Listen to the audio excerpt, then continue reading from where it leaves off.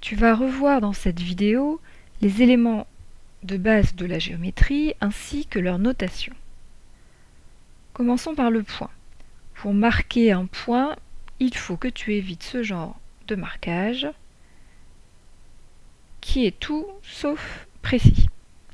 Il faut aussi éviter les points microscopiques comme ceux-ci qui sont à peine visibles.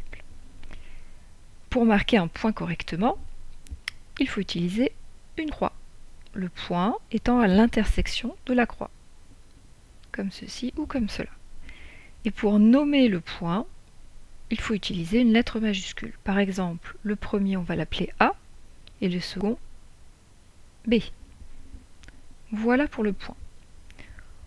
Concernant les droites, on peut tout simplement donner un nom à une droite avec une lettre minuscule.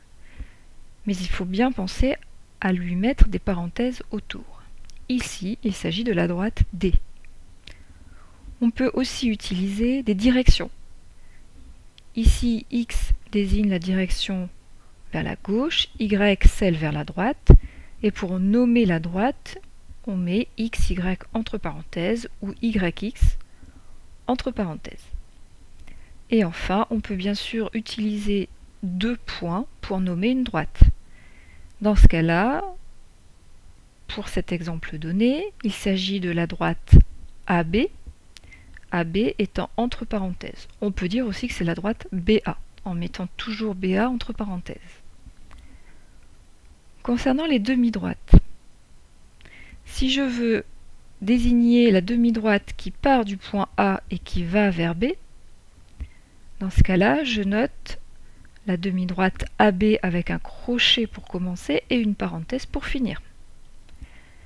Si je veux désigner la demi-droite qui part de B et qui va vers A, dans ce cas-là, j'écris BA avec un crochet devant B et une parenthèse après le A. Enfin, le segment. Donc un segment, c'est une partie d'une droite. Ici, le segment AB, ça va être la partie de la droite qui est comprise entre les points A et B. Autrement dit, cette partie-là.